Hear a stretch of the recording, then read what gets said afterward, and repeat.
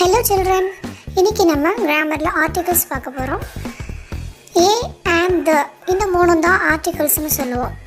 A எங்க use பண்ணுவோம் அப்படினா கான்சனன்ட்ஸ், அதாவது மெய்யெழுத்து ஓசை உள்ள சொற்களுக்கு முன்னாடி பயன்படுத்துவோம்.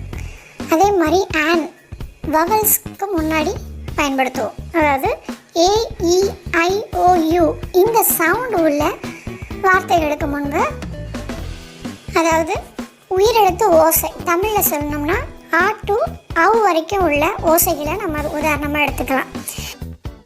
த எங்கே யூஸ் பண்ணுவோன்னு சொன்னால் பர்டிகுலராக ஒரு பொருளையோ ஒரு நபரையோ குறிக்கணும், அல்லது பன்மை பெயர் சொல்லுக்கு முன்னாடி அதை நம்ம யூஸ் பண்ணுவோம். உதாரணமாக சொல்லணும்னா ஒன்று தான் இருக்குது, த மூன், த சன் அப்படின்னு நம்ம சொல்லுவோம். ஆனால் ஸ்டார்ஸ் அப்படின்னு சொல்லும் பொழுது த ஸ்டார்ஸ் அப்படின்னு சொல்கிறோம், ஏன்னா அது பன்மை. இதுக்கான எக்ஸாம்பிள்ஸ் பார்க்கலாம். ஏ எங்கே யூஸ் பண்ணுறோம் அப்படின்னா ஏ பேக், ஏ ஸ்டிக், ஏ வாட்ச், இது மாதிரி சிங்குலர் நவுனுக்கு முன்னாடி ஏ யூஸ் பண்ணுறோம். அடுத்தது ஆனுக்கு உண்டான எடுத்துக்காட்டு பார்க்கலாம். ஏ அப்படிங்கிறதுனால on and, E an egg, I an iPhone, O an owl, U an ugly duckling.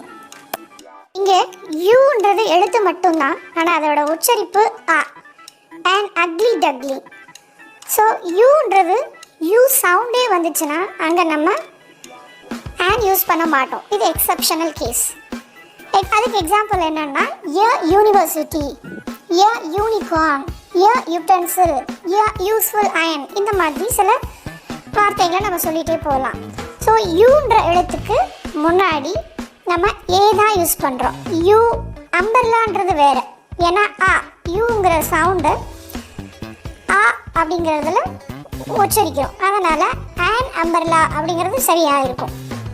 அதே மாதிரி ஏக்கு உண்டான எக்ஸப்ஷன்ஸ் என்னென்னு சொன்னால் எம்எல்ஏ சொல்லுவோம்.